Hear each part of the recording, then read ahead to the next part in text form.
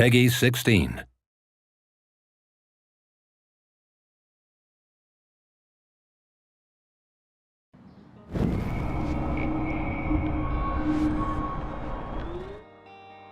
One of the main features of the game is, of course, the power of Max. She is able to rewind time. We knew we wanted to do something with the rewind mechanic that we had explored in Remember Me, and we started thinking of what can it mean in another context, and we started to bounce ideas around. Very soon, this idea of choice and consequence and being able to rewind them came about. You know, what does choice mean when you're able to rewind through them?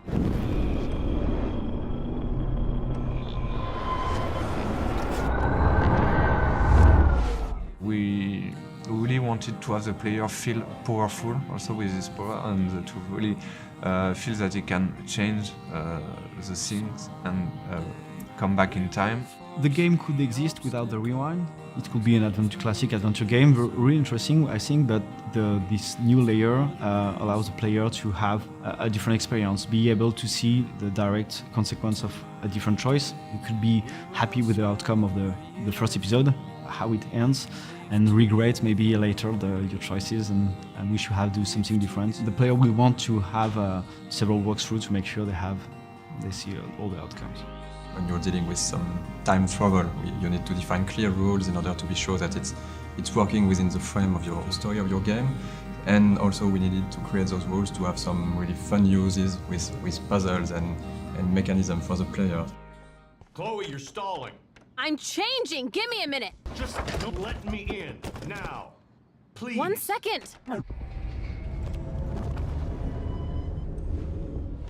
I'm changing! Give me a minute! Please. 1 second! My bra is stuck. I'm not screwing around, soldier. Chloe, open this door. So the idea is when Max is rewinding, she's keeping every knowledge she has. A bit like in the movie Groundhog Day, when I just spoke to you, I rewind, I remember everything you told me, and I can use it again when talking to you. Max is also keeping everything in her inventory. Like if she puts an item in her bag, she's keeping it with it. So I can grab something, go back with it, just rewind, and I still have the item even if I rewind it back in time. Those kind of rules, we use it a lot for puzzles and also to tell something about also the characters. Even in a dialogue puzzles, you will have some information, but those information will be related to the character. And we've made a lot of tests about the rewind and should Max keep those information, should Max keep those items, should Max be rewinded herself by when she rewind. We have made a lot of tests about this, and we finalize those rules. It allows us to have very interesting puzzles and very also funny situations in the game with those rules. Max is not moving when she rewinds. This is also for the player something much more powerful to be in a scene, to rewind the scene and to see all rewinded instead of being rewinded. Of course, we keep this rule since the beginning, nearly the beginning. The guys in the beginning were saying perhaps it could be better not to have it in the game, but we insist and we find the proper solution. And also for the artistic style, it's great. It's so crazy to see it, and Max also from the beginning, and what she is now is amazing.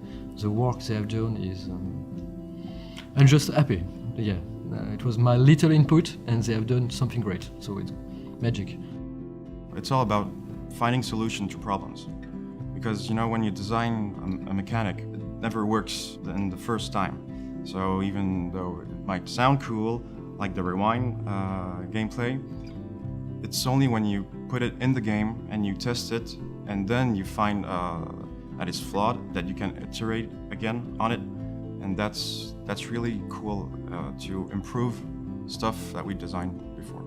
The rewind power is giving nightmares to developers and to level designers, but at the end it's a very powerful tool for Max and also of course for the player.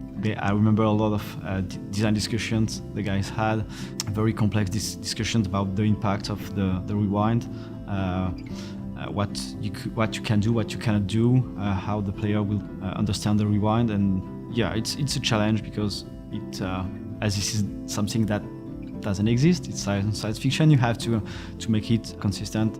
At first, when I started production, the scope of the game was pretty small, and we were like only 2 or 3 designers on the team. And by the time, when time passed on, we were like 10 designers, and we cranked really the quality of the game. For the player, using this power is really something unique because you can rewind all a scene, so all the animation of a scene, all the particles, all the FX of a scene, all the sounds of the scene. Can you give me an example of a Man, I photographer cannot who believe perfectly this. captured the human condition in black and white? Okay, if I'm crazy, Anybody? I might as well go all the way. Bueller? Can I actually reverse time? Since Max is a photographer and the visual of the game are linked to this photographic feeling and also nostalgic feeling, for the rewind effect we developed some new post processes and new visual effect looking like the film is burning when you reach the limit of your power, when Max is getting some headaches because she cannot rewind further in time, or when she's rewinding we have this double exposure feeling, like two different times are overlapping or framing at the same moment. So we are using all those visual effects to give a nice feeling with the rewind, to really show the player that is going back in time and to be something that's quite rewarding and really cool to look at when you're rewinding. The camera burn effect is present, and there is an overlay of light leaks like in a broken camera, and it presents a twirl effect. As if the celluloid, the film, is twisted away before burning. We add on top of that a layer of burning, and this is achieved by using screen space particles that overlaps. During this effect, Max is rendered as a blurred ghost, and the blurred effect is composited on top of the scene, but slightly offset, like it was a composition of photography. What we want to achieve is to see a reminiscence of Max. It's not the actual Max, but to overprint a ghost of what she has done previously. It's still a story of a character with a rewind power, so there is this story arc that is quite sci-fi, but there is also all those elements of real life that we wanted to deal with, and that's why the game is called Life is Strange. It's also something that's really important for us to talk about those real characters and real issues with that some of our players might have experienced themselves already. Seeing people play the game will be the best reward. We've made some playtests, we've seen people giving us their feedbacks, and as soon as you see someone doing a specific thing that's a part of the gameplay that's not mandatory, you see people explore, people enjoying small stuff, smiling, having fun. It's the best feeling you can have. Life is not always so easy.